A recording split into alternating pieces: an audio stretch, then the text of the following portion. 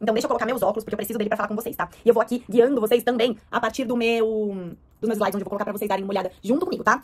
Oi, pessoal, tudo bem? Nós estamos aqui na nossa aula de precificação na prática e eu vou te contar quem eu sou e por que eu posso te ensinar isso. Eu sou Juliana Mendes, tenho mais de 20 anos de experiência na área, desde a operação como chefe de cozinha até a gestão de negócios de alimentação de todos os portes, tá? Eu tenho formação acadêmica em gastronomia, em jornalismo gastronômico, em gestão de negócios de alimentação e em didática também, nessa parte de pedagogia, né?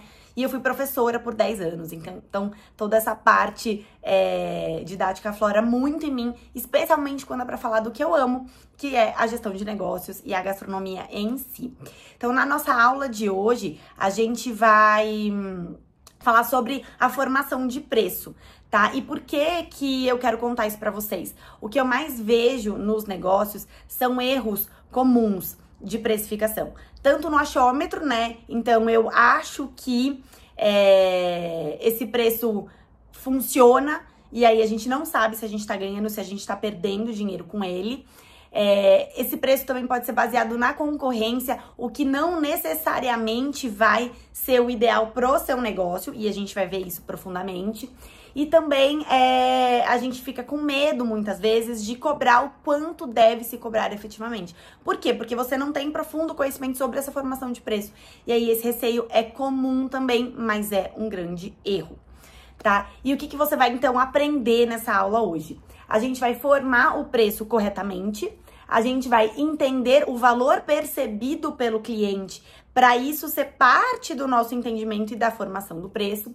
E também a gente vai usar uma planilha muito simples e inteligente que vai te dar a segurança que você precisa. E aí sim você vai, como eu digo, né, conhecer seus números aqui, ó, na palma da sua mão, tá?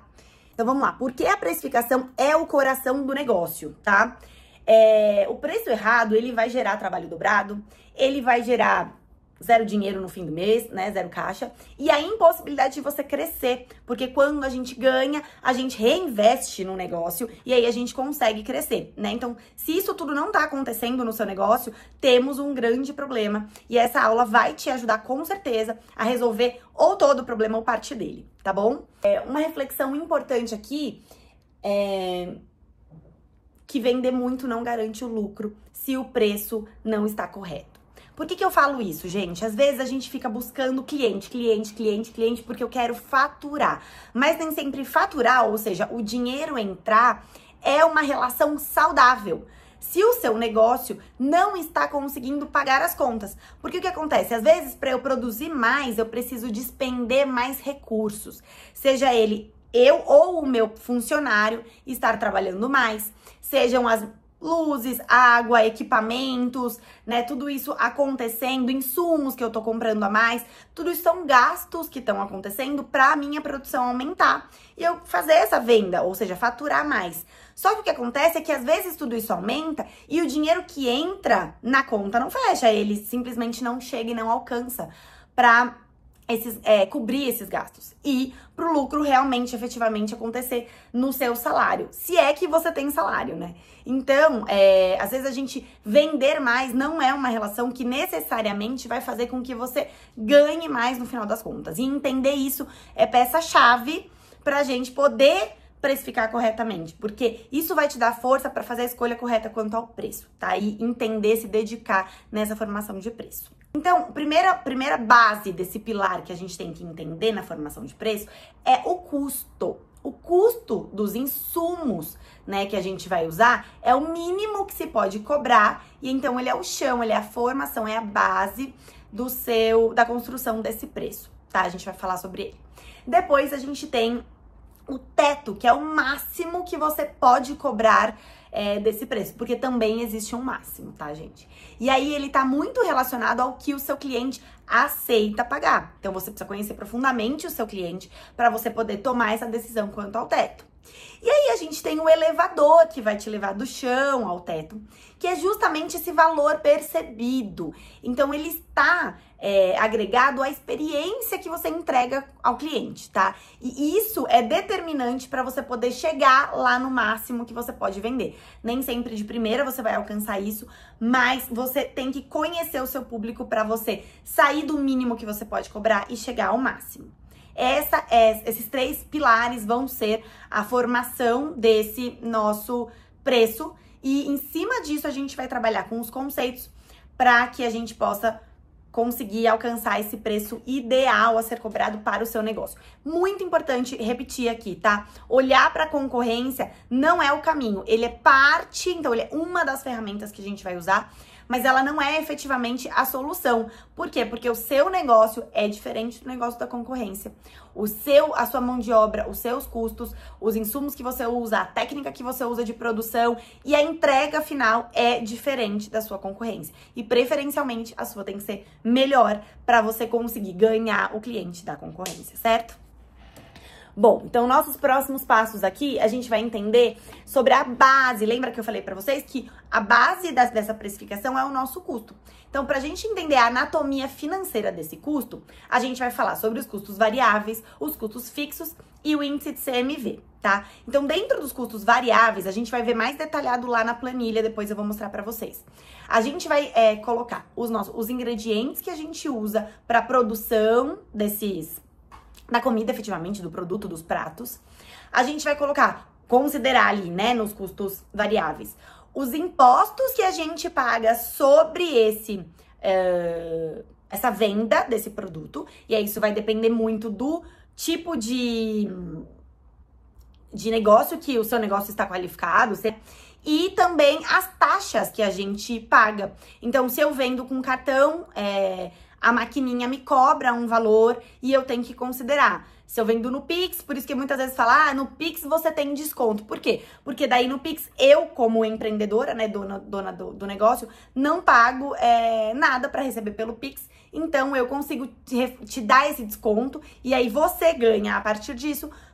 Eu fico empatada, digamos assim. Agora, se eu te vendo a partir de uma maquininha de cartão, automaticamente eu vou ter que pagar um valor por isso. E aí eu tenho que embutir esse valor ali no meu preço, tá?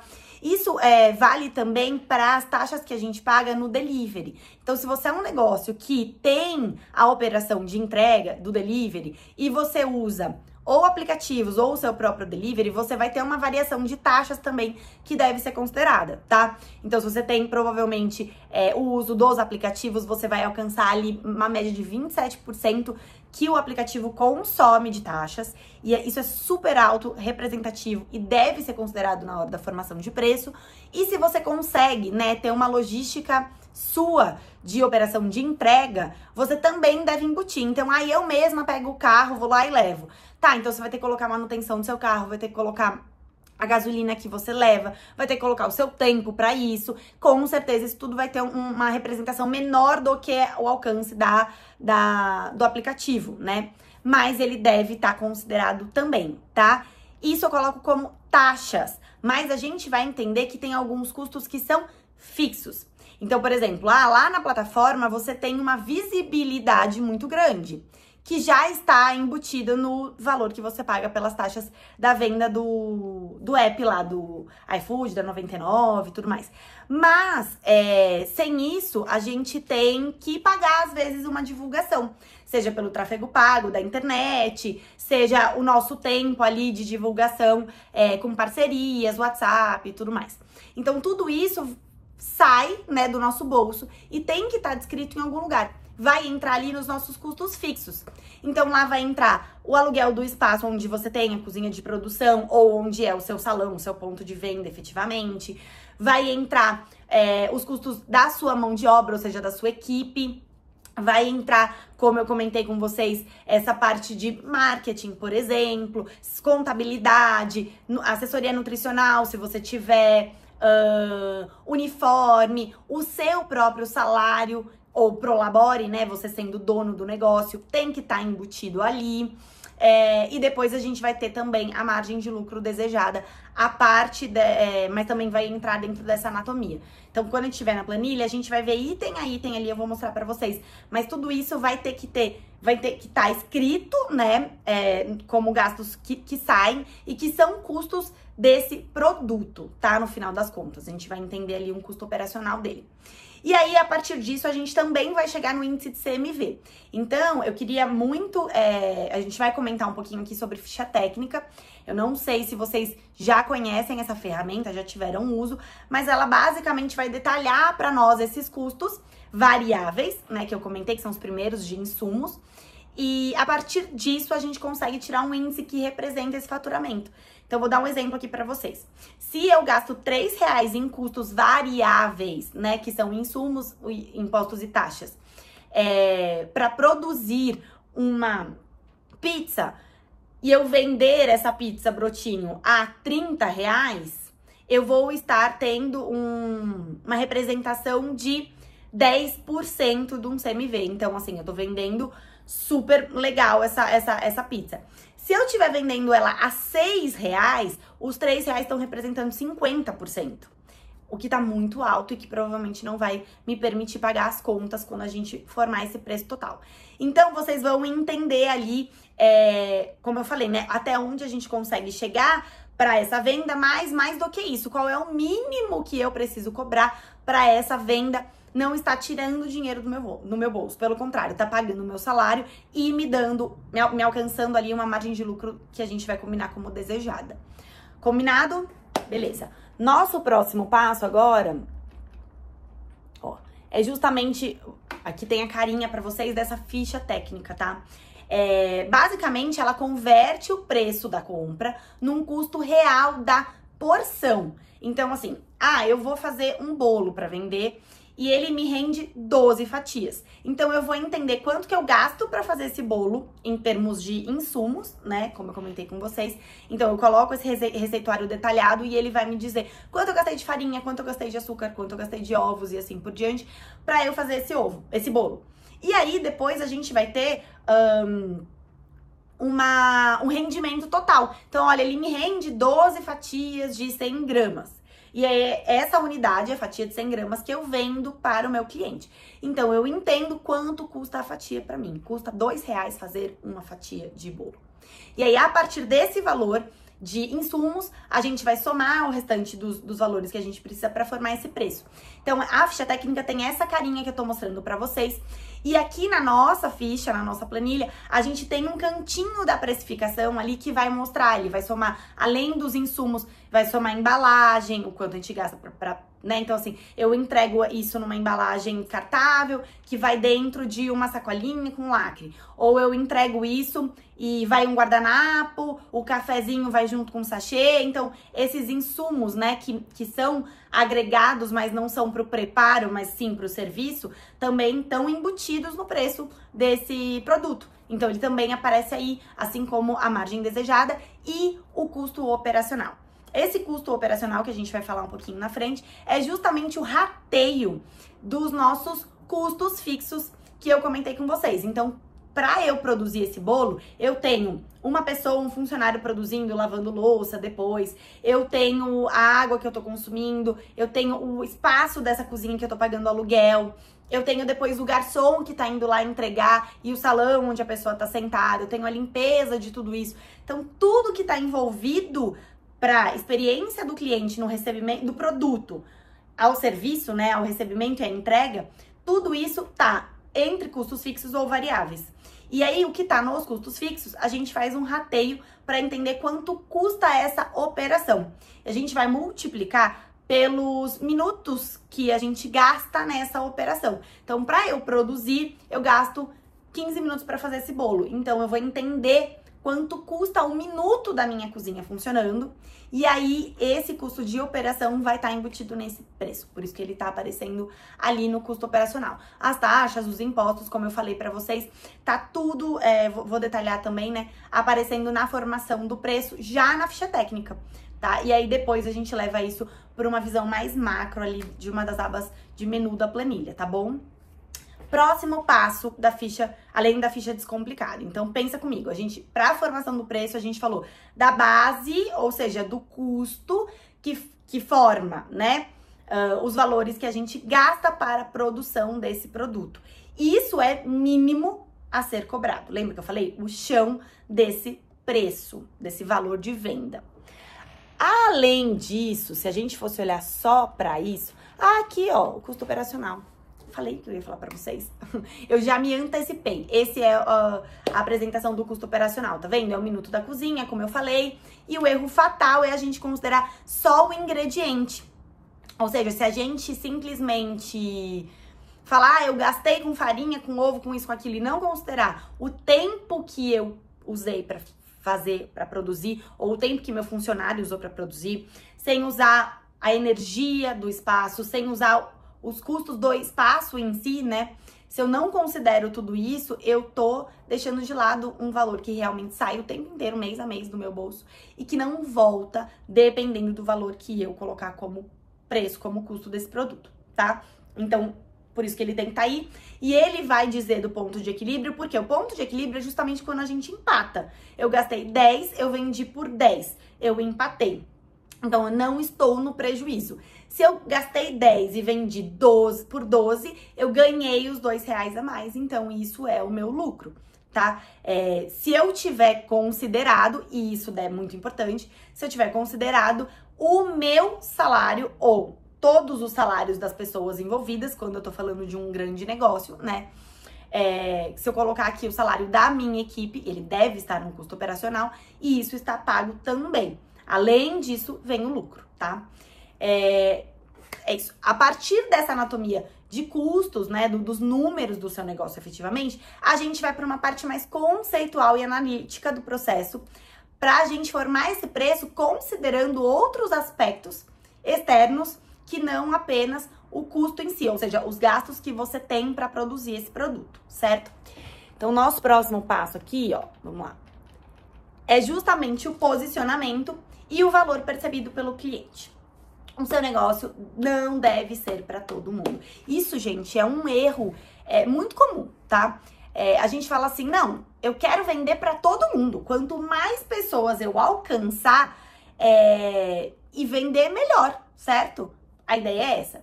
A questão é que todo mundo é diferente. Nem todo mundo é igual. Já ouviram isso? Você não é igual a todo mundo, sua mãe te falava? É exatamente isso. Você não é igual a todo mundo, as pessoas são diferentes e a gente não consegue falar com todo mundo. Quem fala com todo mundo não fala com ninguém. Essa é a realidade. Então você precisa conhecer, ou seja, escolher, né, e conhecer o público que você quer conversar. E aí você vai conversar com esse público através de vários aspectos, da sua comunicação, da experiência que você entrega e do produto que você entrega, tá? Essa peça-chave que se chama posicionamento, ela vai vender para você. E se você tiver alinhado, você consegue colocar o preço que você precisa colocar para alcançar o seu lucro desejado, tá? Então, o que eu quero dizer com isso, tá? Tem algumas estratégias que a gente pode pensar para esse posicionamento. A gente pode pensar sobre o nosso propósito, né? De alcançar um público específico que ele comunica com a nossa marca, porque a nossa marca vai ter alguns aspectos que vão comunicar com esse público. Então, o que eu quero dizer? Eu quero vender uma coisa artesanal, tá bom? E aí, isso sendo artesanal, eu tô pensando numa coisa mais saudável, que alcance famílias. Então, eu vou fazer em tamanhos grandes para a pessoa levar para compartilhar em casa, fazendo essa refeição com calma. Então, eu tenho toda uma história por trás para eu poder fazer essa venda para o cliente focado no público. Famílias que moram perto do meu restaurante ou do meu ponto de venda, né?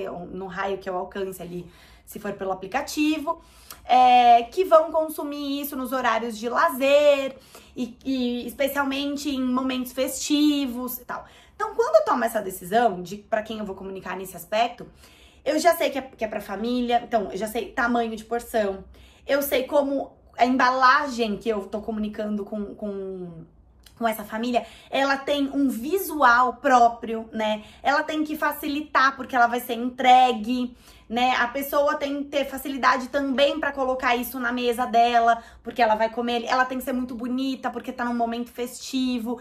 Então, tudo isso vai me trazendo argumentos e vai fazendo com que eu compreenda as necessidades e também os gostos, os interesses desse meu público. E aí eu vou produzir o meu produto totalmente focado no que esse público espera, né? E eu vou entregar 100% dessa experiência para esse público. Mas olha, Juliana, provavelmente esse público eu não consigo vender, não tem milhares de famílias, até porque quando você fala família, é que você tá vendendo para 4, 5 pessoas. Se eu vendesse individual, eu estaria vendendo para 4, 5 pessoas e não para uma, né? Então você já reduz em volume. Então, assim, nem todas as famílias têm sempre momentos festivos, tal. Então, eu entendo que esse vai ser um tipo de produto que eu não vou vender em volume, tá? Mas eu posso ganhar na experiência. Então, a gente vai construir esse valor, né, de venda em cima de um produto que ganha no seu valor percebido, atendendo a experiência do cliente e não no volume. Em comparação, Juliana, não. O meu produto é diferente. Eu vou vender batata frita, que vai ter várias coberturas diferentes, sei lá, 5, 6 coberturas diferentes. E eu vou vender num food truck na frente da faculdade. Então, o meu negócio é volume. Eu vou ter ali tudo muito prático para ser feito, num custo mais baixo. Por quê? Porque o meu público é estudante da faculdade que tá com fome. Ele quer comer rápido, em pé, gastar pouco e que tenha qualidade. Então, eu vou ter que pensar em tanto ao método de entrega disso, né? Se é algo que atenda ao que ele precisa, quanto o máximo que eu puder vender, ou seja, volume, melhor. Porque daí eu tenho também pouco tempo. O cara tá ali, ele ou tá chegando ou tá indo embora, ou ele tá na hora do intervalo, então ele não consegue esperar muito por aquilo. Eu tenho que atender ele de forma muito rápida. Então, quando a gente pensa no público especificamente, não, então agora eu entendi. Eu entendi o perfil que esse público, quem é esse público, quanto ele tem para pagar, qual é a expectativa que ele tem, qual é o tempo que ele tem e como pode ser a entrega do meu produto. E, inclusive, se eu preciso de um produto que tenha uma entrega muito rápida, na minha operação eu preciso investir. Eu vou ter que ter fritadeiras muito boas, muito rápidas, né? Eu vou ter que ter uma pessoa única ali na produção, então meu investimento é menor de equipe, mas ele é maior em equipamento, sabe? Então toda a estrutura, ela também é considerada a partir do conhecimento desse público, tá? Não é só a formação do preço. Então, assim, eu costumo falar muito de posicionamento e valor percebido, até quando eu vou falar na criação de uma marca, essa é a verdade, tá? É que aqui o nosso foco é a formação de preço, mas assim, é fundamental que você conheça o seu público, fundamental. E aí, quando eu falo em posicionamento, é o seguinte, a partir do momento que eu conheci o meu público e que eu escolhi trabalhar e vender para esse público, eu vou me posicionar para ele. O que isso significa? Que todas as escolhas do meu negócio vão estar comunicando para essa pessoa. Comunicando, entregando o que ela quer ouvir. Quando eu falo com alguém, eu falo o que a pessoa quer ouvir, certo? Então, o tempo inteiro, o posicionamento nada mais é do que, sem eu falar nada, eu transmito a mensagem, tá? Isso é o posicionamento. E muitas vezes o público, ele tem essa percepção, ele entende isso e ele aceita ou não pagar por aquilo de acordo com o posicionamento, tá? Eu vou dar um exemplo pra vocês. Uma vez na faculdade, um professor perguntou, quanto você faz muitos anos? Não vou negar. Ele perguntou, quanto vocês pagariam numa pizza? Sei lá, R$30 ou R$100? E olha que curiosidade interessante.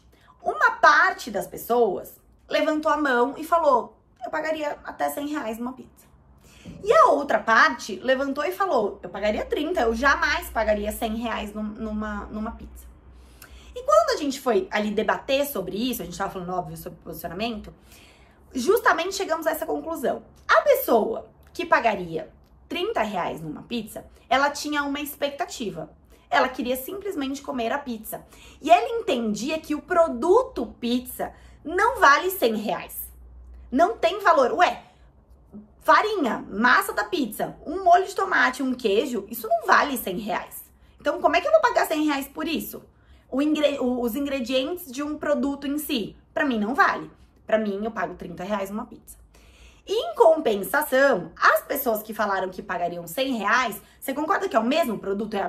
Digamos, né? Também farinha, não é exatamente a mesma, mas também farinha, molho e queijo. Por que essa pessoa falou que pagaria 100 reais? Porque ela diz o seguinte, o entendimento que eu tenho é que uma pizza de 30 reais provavelmente não tem qualidade. Porque assim, para ela conseguir entregar na minha casa com os insumos que eu quero, com a qualidade que eu espero, 30 reais não é suficiente. Então, essa informação de preço, ela já comunica posicionamento. Então, ela já diz, olha, se ela custa 30 reais, ela não tem qualidade. E eu quero uma coisa de qualidade. Então, quando eu vejo que essa pizza custa 100, eu estou esperando a qualidade de experiência, de ingredientes, né? E de resultado final de sabor ali que eu vou ter no final, fazendo a ingestão, inclusive, de um produto de qualidade para o meu corpo, né? Todas essas informações estão ali embutidas nos 100 reais do custo do preço de venda dessa pizza. Enquanto a pizza de 30 passa a informação de que ela não tem a qualidade. Então, uma pessoa entendeu que 100 reais é abusivo e que não vale a pena, né? E não justifica pagar 100 reais uma pizza. Enquanto a outra dizia, não, ela não tem qualidade se ela custar 30 reais. O que muda aqui? O que muda é o que o cliente está esperando.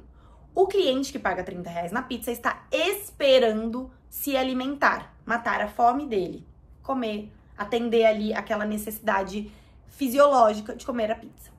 O cliente que paga 100 reais na pizza está esperando uma experiência gastronômica com essa pizza. Então, ele vai comer, ele vai degustar, ele vai, né, alcançar sabores que ele adora pizza, ele tem um comfort, né? Ele tem ali um desejo por pizza, ele sabe que ela vai chegar quentinha, ele sabe que ela vai ter ali uma cara muito bonita, ele sabe que vai ter o recheio na quantidade certa, né? Ele sabe que vai fazer a diferença quando ele receber alguém pra comer junto com ele, né, vai fazer bonito abrindo aquela caixa de pizza. Então, tudo isso tá agregado no produto, tem que estar na entrega pra justificar os 100 reais, porque isso é a expectativa do cara que paga 100 reais pra comer aquela pizza, tá? Tô usando aqui, né, na sua região aí, cada pizza atualmente tem um valor, mas é pra vocês entenderem que tem que ter diferença, sim, e que tudo isso que eu falei de características de cada um dos produtos vai comunicar o posicionamento do seu negócio, vai falar a língua do seu cliente e automaticamente vai contribuir na formação de preço, porque esse preço também comunica. Vocês já devem ter visto pessoas que vendem brigadeiro, né, na porta do ponto de ônibus, do metrô e tal, e colocam ali, sei lá, R$1 um brigadeiro pequenininho. Enquanto você vai numa loja de shopping e o mesmo brigadeiro, né? Pode ser outro leite condensado, pode ser outro chocolate, mas ainda assim não deixa de ser um brigadeiro na forminha, custa R$10, né? Então, por que isso? Se o cara do ponto vende a R$10, ele não vende pra ninguém. Porque assim, a gente sabe que ele não tem custos suficientes para agregar ali nos ingredientes e justificar um preço de R$10. Enquanto lá no shopping, a gente tá entregando conveniência, né? O cara vai sentar, ele tá protegido com a segurança do shopping, ele tá confortável, ele tá sendo servido, né? Então, ele tá vivenciando toda uma experiência ali que custa. E isso está agregado no valor do brigadeirinho que ele tá comendo, tá? A gente não faz essa conta racionalmente, mas a impressão, né, da sensibilidade ali do cliente chega através desse posicionamento.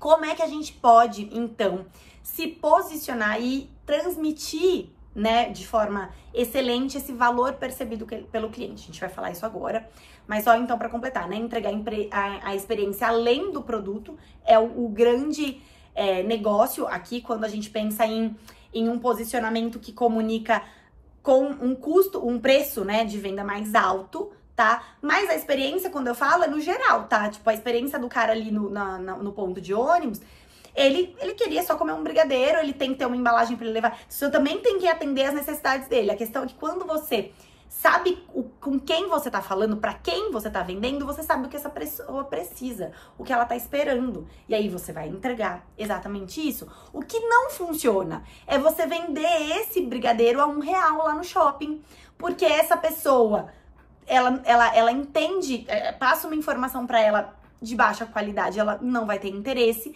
ou isso não vai gerar o seu lucro, o lucro que você precisa, porque, né, não vai cobrir tudo isso.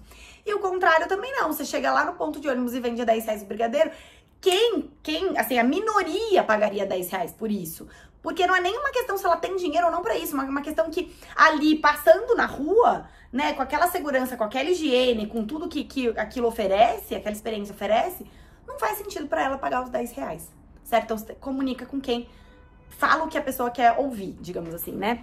E a comida de qualidade e o bom atendimento é obrigação e não diferencial, tá, gente? Então, assim, às vezes a pessoa fala, ah, mas nossa, meu produto é de alta qualidade, eu compro a melhor manteiga, eu compro, né, ali a batata sai quentinha, tá? Gente, isso é obrigação. Quem não tá vendendo com qualidade, tá, o seu produto, tem um sabor bom, essa comida tem uma apresentação boa, tem um atendimento bom, né, tá entregue ali com qualidade, se é gelado tem que estar gelado, se é quente tem que estar quente, tem que sair quentinho, tem que sair rapidinho, o atendimento tem que ser, né, cordial, educado, eficiente. Se você não está entregando isso, seja na plataforma, seja no seu ponto de venda, você já está fora do mercado, porque o seu concorrente, o mercado, está entregando isso. Ainda mais no Brasil, tá? Onde o cliente é um cliente exigente e onde a gente é um mercado trabalhador que entrega muito. A gente entrega mais, sempre mais do que o cliente está esperando. Então, se você não está entregando isso, você já está fora do mercado por isso, tá? Então, isso é mínimo, isso é obrigação. A experiência que eu quis dizer é justamente entregar o que o seu cliente está especificamente personalizado está esperando, certo? Vamos pro próximo que eu vou colocar aqui para vocês. É a psicologia do preço. Tem algumas diquinhas ali, né? O primeiro preço que a gente coloca dentro de uma lista de produtos ali, de um menu, né? De um catálogo de produtos, ele já é uma referência pra pessoa, tá? Por isso que ele é um preço, a gente chama de preço âncora.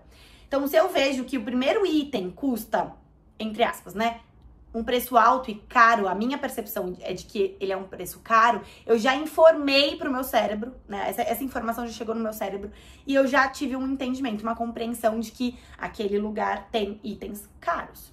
Ou seja, talvez eu não esteja disposta a pagar. Se ele tá barato, o primeiro item, eu tenho um entendimento que barato para a minha percepção, né? Então ele tem um preço mais baixo. Pra minha percepção é tipo, aqui eu encontro um custo-benefício, né? Ele é mais barato e eu posso esperar, ele está acessível ao meu bolso. Então vai me passar essas informações. Por isso, não sei se vocês já repararam, às vezes, né, no cardápio, os itens que vêm primeiro normalmente são os mais baratos. Ou seja, os que têm, barato não, porque isso é percepção de valor, são os que têm o menor valor.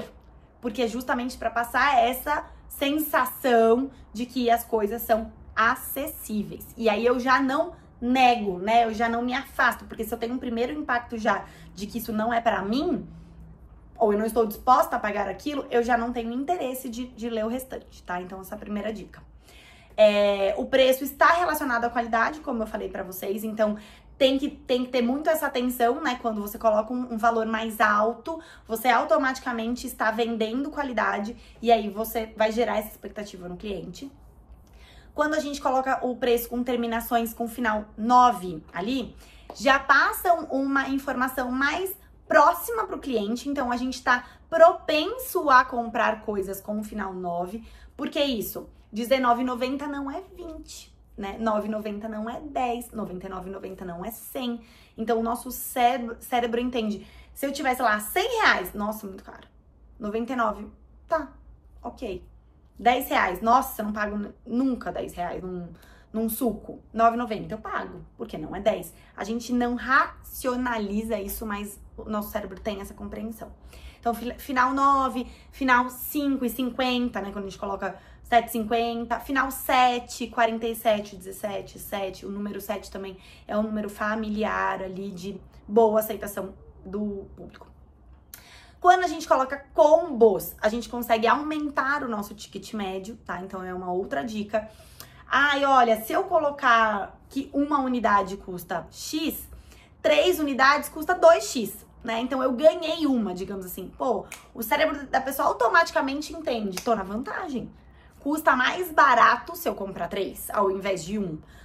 Só que pra pessoa isso é uma vantagem e a gente sabe que o brasileiro sempre quer ganhar vantagem.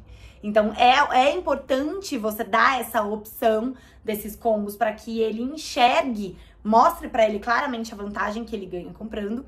Só que pra você também poxa, Juliana, mas assim eu tô dando um desconto pra ele. Eu tô dando um desconto, mas eu tô vendendo mais. Então lembra do entendimento da sua estratégia? Tem alguns momentos que vai fazer sentido você vender mais. Ou alguns produtos que fazem sentido você vender mais. Nesse caso, vale a pena você usar essa estratégia, porque aí você aumenta o ticket médio. Ou seja, uma pessoa que gastaria R$10 com você, ela passa a gastar R$27 com você, porque ela vai comprar os 3 que estão saindo mais barato do que os 3 individualmente sairiam a R$30. Entende? Então, você impulsiona a pessoa a comprar e automaticamente isso aumenta o seu faturamento sem necessariamente aumentar o seu custo, porque, óbvio, você vai fazer uma relação inteligente para essa proporção de promoção, né, de combo.